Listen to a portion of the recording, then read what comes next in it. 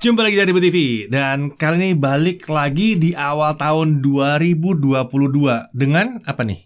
Kita di sini akan membahas diskusi harapan kita untuk smartphone-smartphone yang akan rilis di tahun 2022. Oke, sekarang kita ada di harapan kita untuk 2022 kelas harga 7 juta ke atas. Yes. 7 juta ke atas. Ini harapannya mesti banyak sih. Yes.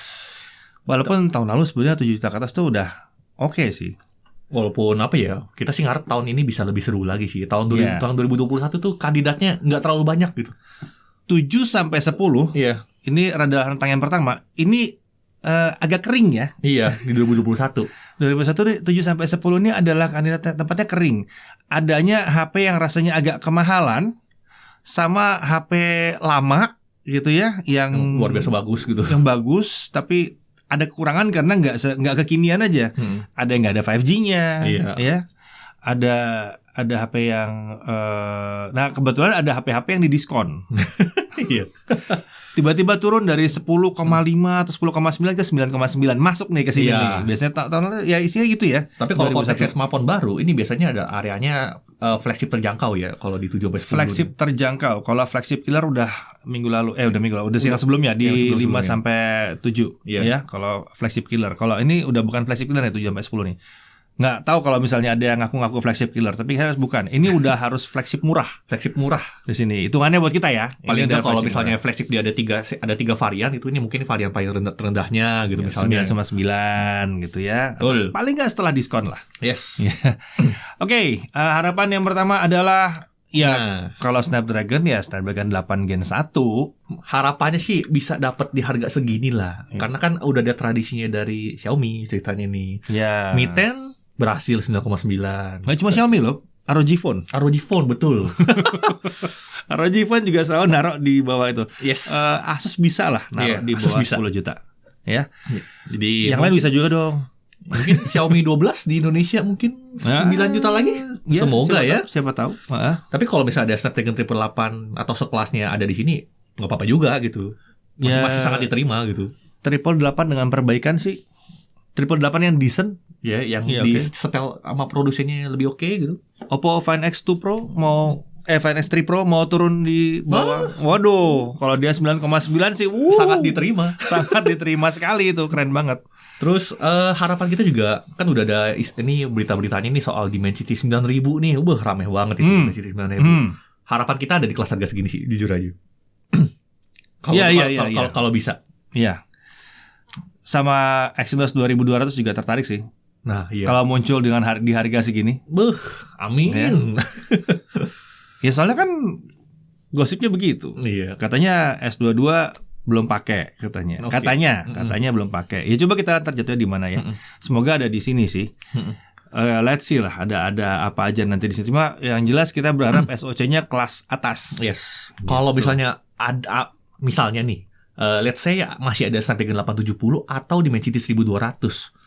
Kita masih terima sih harusnya. Asal kepala 7 ya? Iya. Kepala 7. 870 atau kepala 7 juta. Iya. Iya, bukan 9,9 tapi. Yes.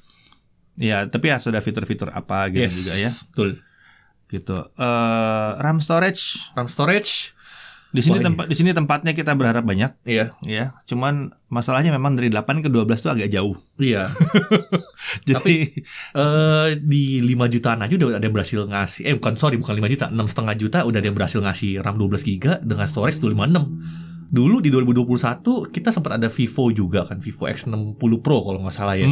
Dia juga berhasil ngasih 12256 di bawah 10 juta. Jadi semoga 12256 ini jadi tren baru untuk jadi standar baru. Tapi kalau ada 8256 masih oke. Masih oke. Storage kalau upgrade lagi mungkin ke 512 dari cuman itu belum waktunya. Yang lucu kalau dia ngasih 12 atau 28. Gue prefer RAM 8 storage-nya gedein. Itu aneh sih. Karena biasa di rentang harga segini udah nggak ada micro SD slot. Jadi Iya biasa nggak ada. Dan nggak terlalu masalah juga sih sebetulnya kalau misalnya 256. Iya. Kalau misalnya 256. Ya Asus tolong ya tahun 2022 jangan 128 lagi itu Black Shark juga. 8256 kami terima loh. Yes. 8256. Black Shark juga 826 825 atau 28 jangan lagi. Iya, susah. Iya. Terus layar. Layar Harapannya AMOLED sudah pasti. AMOLED udah pasti. AMOLED sudah pasti. 90 sampai 120 Hz jelas, 120 Hz preferably ya, tapi tolong bukan 120 Hz yang boros. Yes. Ya. Soalnya percuma, ujung-ujungnya ntar dimatiin juga 120-nya, jadi 60 juga gitu. IPS nggak cocok di sini. Iya. Nggak cocok IPS di sini. Ya. Terus juga di tahun 2021 udah ada berhasil ngasih WQHD+. Ini mungkin kalau HD Plus di WQHD sini udah ada berhasil ngasih. Jadi kalau bisa di 2022 ada bisa ngasih segini, luar biasa. Luar biasa.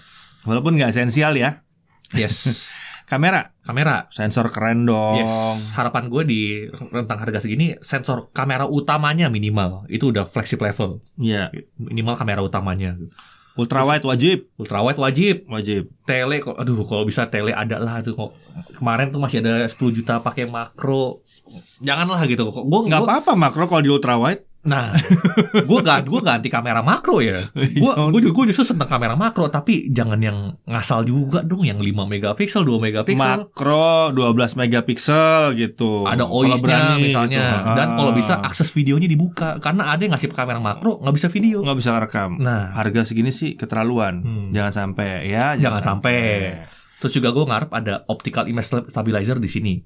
Bahkan ada yang bisa ngasih lebih ya di harga segini. Ini buat foto dalam kondisi gelap ya? Yes. Ada yang banyak berpikir bahwa ini buat video. Ini lebih ke foto kondisi gelap sebetulnya. Vivo aja bisa ngasih gimbal di harga segini. Bener juga ya. Tapi kalau udah mungkin standar itu agak ekstrim, tapi harapannya minimal OIS-nya bagus lah gitu. Iya. OIS yang bagus ya. Terus juga bantu banget. Karena kita udah bisa nuntut banyak di sini, gue masih menemukan di 2021 tuh stabilizernya belum di seluruh resolusi. Kemampuan AIS-nya ya, elektroniknya ya, Electronic Image Stabilizer-nya. Jadi emang SoC-nya flagship, cuman sama produsennya dibuat di resolusi tertentu belum ada stabilizernya. Biasanya tolong diratakan. Tolong diratakan. Terus juga microphone yang lebih bagus. Itu sih kalau dari gue sih soal kamera. Penting banget. Jangan sampai kita dikit-dikit harus bilang Samsung aja gitu. Atau iPhone aja gitu. Jangan gitu. Yang lain juga lebih bagus lagi dong itu mikrofonnya. Yes. Lalu apa lagi? Untuk audio udah pada keren-keren sih. Audio udah oke sih. Mi 11 kemarin tuh juga udah keren banget di stereonya. Jadi harapannya sih nggak ada mono speaker lagi di sini. Ayo dong Vivo. Ya, baru mau ngomong. Ayo dong Vivo stereo speaker di kelas harga segini. Tapi gini. Vivo nggak apa-apa kasih mono, tapi yang stereo tolong dimasukin. Kan gitu. Setuju. Nggak apa-apa mono, tapi yang stereonya dimasukin. Setuju. Paham ya? Ya ngerti lah. Terus apa? Baterai. 5.000 udah fine. 5.000 nggak ada masalah soal baterai di sini. 4.000 dengan charging yang kencang is oke. Dan SoC yang irit gitu. Itu kan tergantung tuningannya mereka lagi, baik lagi gitu. Ada yang ngasih 4.000 bisa irit kok di sini. Iya, 4.000 bisa. Untuk baterai nggak ada masalah. Charging juga. Charging ya minimum berapa? Kalau 25-nya gayanya Samsung sih masih oke. Masih diterima. Masih oke. Soalnya 25 dia kayak 33 yang lain sih. Iya. Ya, standarnya masih 60-an lah, 65, 67 itu nggak terlalu berharap dengan yang di atas 60-an sih sebetulnya. Sama sih, gue setuju. Itu keren. Nice to have. Tapi nggak segitu esensialnya sih sebetulnya. Yes. Gitu. Konektivitas 5G wajib. Dengan band yang lengkap wajib. Iya. Nah, kalau dari gue sih harapannya soal USB portnya sih. Ayo dong Xiaomi pakai USB minimal 3.0 sama minimal ada display outputnya gitu. Itu display output nih, ya fitur langka tapi banyak yang nanyain juga gitu. Ini bisa MHL nggak? Bisa display output nggak? Jarang ada yang bisa. Ngomongnya bisa MHL, padahal nggak display output sih sebetulnya. Iya. Bisa nampil ke layar pakai kabel. Tahun lalu ini bawah 10 juta itu baru bisa ROG Phone 5 sama Blazer 4. Ada lagi sama Samsung. Iya. Selama Samsung itu S bisa. Iya. Selama dia Samsung kelas flagship dia bisa soalnya. Tapi ya di Xiaomi sama BBK Group masih susah fitur yang ini, kalau bisa ada tahun ini ya. Ya, adalah itu. Soalnya ya butuh juga sih. Terus apalagi desain. Harapannya banyak bahwa desainnya bagus, cuma ya tahun lalu udah bagus-bagus sih. Udah bagus-bagus.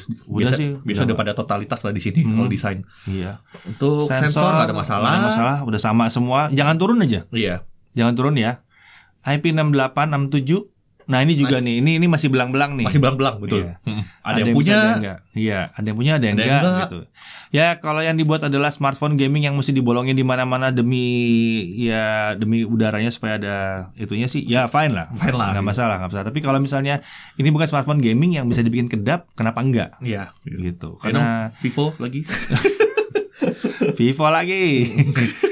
Yang lain juga yang sih. Lain juga. Oppo juga belum muncul pakai IP67 68. Iya, Xiaomi juga belum. Ayo dong 53 lah. Tapi 53 lah gitu. 53 ya. Kemudian kita pindah ke di atas 10 juta. Udah pasti atas semua. Udah iya, flagship sejati. Flagship. Nah ini tinggal tolong flagship sejati. Flagship sejati. Iya, tolong flagship sejati. Belum banyak ya. Di luar Samsung, iPhone dan Huawei yang bisa, ya kan? Tiga ini flagshipnya beneran gitu. Iya. Tiga ini flagship itu bener-bener. Oppo udah bisa lah di Find X. Nah, makanya belum banyak tapi Find X udah bisa nunjukin bahwa bisa tuh. Ada flagship sejati. Vivo bisa tapi belum masuk. Jadi tolong dimasukin ya flagship yang paling atasnya itu. 2021 akhirnya Xiaomi berhasil masukin Xiaomi Mi 11 Ultra. Itu udah selanjutnya masuk juga ya. Gitu. Tolong yang berikutnya juga masuk lagi gitu. Dan harganya yang ya lebih oke lah gitu. Iya. Berarti bukan kalau buat Xiaomi flagship sejatinya tuh di bawah 10 juta bisa tuh. Cuman yang the ultimate flagshipnya dia, gitu. Ultimate flagshipnya dia. Masukin lagi. Kemarin mungkin ya masih banyak yang ragu-ragu gitu. Tapi ternyata oke sih. Oke. Nah, cuma memang butuh sedikit tuning sana sini, perbaikan supaya lebih konsisten. Karena flagship yang kelas ini tuh konsistensi kameranya tuh luar biasa di mana-mana harusnya. Terus RAM storage. Ya, nah ini rata-rata udah 256 kok di sini gitu. 256 iya. Masih ada sih. Masih ada. Flip. Nah, flip. Ya. Samsung tolong dong 128-nya di kelas ini di harga segini nggak usah. 256 aja. 256 aja. Varian terendahnya 256. Ya varian terendahnya 256. Kita tahu mungkin lebih terjangkau 128 tapi selisihnya tuh terlalu kecil. Iya. Untuk jadi usable jangka panjang gitu agak terlalu kecil gitu. 256 aja lah. 8256 masih fine kalau flip kayak gitu kan. Setuju. Penampilannya juga beda banget di situ. 8256. Kalau bisa jangan 28 lagi ya. Iya, jangan 28 lah. Layar udah keren-keren sih di sini ya. Udah sih. Ini udah perang di sini, udah perang. Udah gak ada yang salah sih kalau soal layar di sini. Gak ada yang salah di sini. Terus apa lagi? Paling lanjut ke kamera sih. Ini kamera seru sih di sini. Kalau selain kemampuannya yang harus flagship, kalau di atas 10 juta, kalau dari gue udah ngarep yang namanya inovasi. Nggak cuman ada yang ajaib, nggak cuman sekedar bagus, tapi inovasinya apa gitu. Iya. Karena di atas 10 juta. Inovasi terbaik dari yang satu ini adalah pada saat dibuka, wow. Selfie-nya pakai kamera utama. Nah, kan lucu kayak gitu-gitu. Keren kan? Selfie pakai kamera utama tapi layarnya gede, bukan layar kecil. Yes. Bukan lagi layar gede gitu.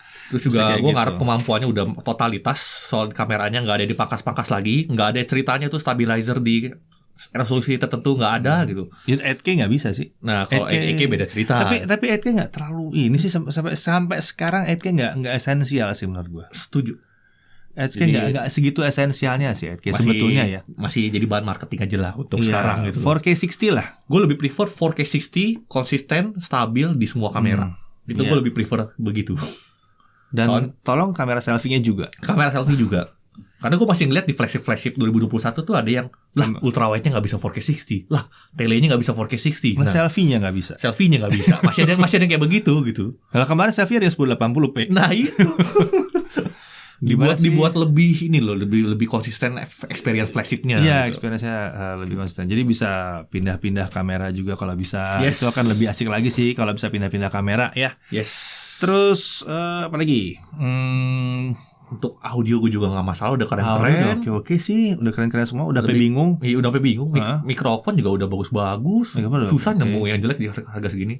Udah pada keren. Dulu Xiaomi itu masih agak kurang mikrofonnya, tapi semenjak 2021 gue tuh mikrofonnya udah oke punya. Baterai kita tidak akan minta yang 7.000 ya? Iya. Enggak sih. Karena biasanya di kelas ini tuh harus bisa lebih ringan gitu kan. Harus bisa lagi itu. Jadi nggak berharap itu. Lebih berharap ke arah penghematan daya yang lebih bagus dari SoC-nya. Ya, tuning SoC yang lebih bagus, jadi penghematan daya lebih bagus. Contohnya kayak ini nih. Ini benda aneh nih. 888 baterai 4000-an tapi di bawah 4.000, ini 4.400 loh. Iya, 4.400. Tapi kok bisa dipakai? Nah, harusnya nggak bisa dipakai ini. Samsung berhasil mentuning SoC-nya jadi lumayan irit. Jadi Samsung tolong yang berikutnya lagi irit lagi ya. Iya, amin. Kalau nggak ya ini taruh 5.000 kali. Spesial. Kalau buat ini permintaannya ke Samsung tolong dilebarin dikit. Oh. Ngetiknya agak susah kalau pakai layar luar. Dan kayaknya tahun ini akan rame ini ya, smartphone fold ya. Foldable akan rame sih. Udah mulai kelihatan. Oppo udah mulai. Tapi tolong Oppo Find N-nya masukin aja. Nah, jangan ragu-ragu ya. Yoi. Ya, kalau sekarang kan masih belum resmi, jadi kita belum sentuh gitu ya. Tunggu kalau resmi kita sentuh deh pasti. Pasti kita pamerkan, kita demokan. Keren soalnya yang satu itu. Keren, setuju. Kita masuk resmi lah. Gitu. Apalagi ya? Fingerprint sensor mungkin atau apa? Konektivitas 5G semua udah pasti. 5G ya. Tapi ada yang nggak berhasil 5G di kelas harga segini. Gimana? Iya. Dia doang kayaknya. Iya, sebetulnya tidak 5G tidak akan menyakiti karena 5G-nya juga belum ada, tapi belum segitu lengkapnya, dan semua yang menggelar 5G juga masih bilang ini masih dalam tahap latihan, tahap awal banget gitu ya. Jadi untuk dipakai dalam setahun 2 tahun ini sih ya masih belum segitu esensialnya, dan 5G-nya juga kan mendukung 4G. Yes. Beda kan, bukan kayak 4G tidak mendukung 3G, beda gitu kan. Kalau 5G kan mendukung 4G supaya lebih bagus. Jadi sebetulnya masih oke. Cuma harapannya sih memang 5G. Tetap harapannya emang ada di 5G supaya ya kan pasti banyak juga yang beli di sini tuh harapannya 3-4 tahun. Iya gitu. Lah kalau udah 3 tahun sih udah 5G. Iya. Harusnya udah ya. Gitu. Apalagi konektivitas sama sih.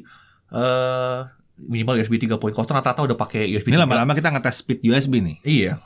Karena masih ada di tahun lalu yang pakai USB 2. Masih ada. Nah, itu begitu transfer data lama. Iya, transfer data lama, display output nggak bisa. Iya. Tolong ya Xiaomi ya. Spesifik.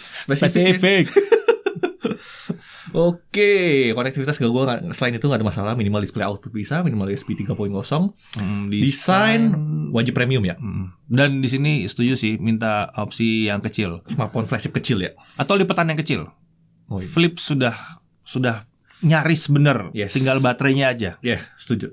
Tolong Samsung di 4.000-in. Harapannya brand lain juga ngikutin si Flip. Dan yang lain juga ikutin Flip itu. Soalnya itu mantep. Iya. Huawei ada kan Flip, cuman nggak tahu. Iya. Kayak nggak masuk. Tapi dengan Flip itu ada satu masalah. Apa tuh? Dia cuma punya satu SIM card doang, satu SIM card fisik doang yang bisa dipasang. Satunya lagi kan eSIM ya. Jadi sekalian kita nyolek ke operator, tolong dong pada pakai eSIM, jangan cuma smartphone doang. Yes. Karena akan sangat memudahkan sekali buat produsen-produsen ini masukin bisa dua SIM card gitu, dua nomor. Gitu. Sensor udah oke sih. Sensor udah oke. Gua ngarep ada fingerprint generasi baru, boleh dong kita nuntut di sini gitu. Gue sih nggak, ya kalau kayak gini terpaksa harus pakai samping nggak masalah juga.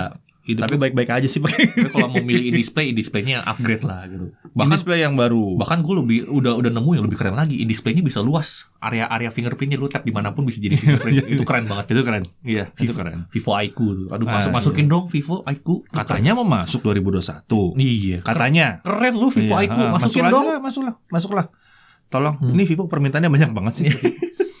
Terus apa lagi ya? Apa? OS udah sih. OS udah nggak ada masalah. Fitur-fitur juga udah keren-keren di sini. Iya, IP68 udah keren. Ya. Udah sih foldable-nya aja kita lihat. Iya. Yang the next foldable. Yes. Semoga bisa lebih terjangkau. Soalnya itu Samsung udah masang harga yang sedemikian rupa, membuat mungkin banyak yang bikin foldable tuh ragu-ragu buat masukin, karena kalau nggak di bawah atau sama dengan agak masalah. Iya. Dan harganya dia tuh udah agak miring sebetulnya kemarin. Dengan 15 dan 25 juta itu di foldable agak sedikit gimana. Ya semoga bisa sih. Akhir tahun 2022 bisa. Bisa, amin. Amin. Oke, kalau gitu. Buat kita itu sih harapan-harapan. Tentu masih banyak harapan-harapan yang lain, tapi paling nggak itu standarnya kita pada saat kita melihat ke smartphone yang akan datang di tahun 2022. Kalau kalian lihatnya gimana? Yes. Nah, tulis di komentar. Harapan kalian apa untuk kelas harga segini? Ya, dan untuk saat ini ya sampai sini dulu pembahasan mengenai apa yang kami harapkan di smartphone tahun 2022 untuk kelas harga di atas 7 juta rupiah. Saya Didi Irfan, saya Chris. Sampai jumpa lagi di Jagat TV.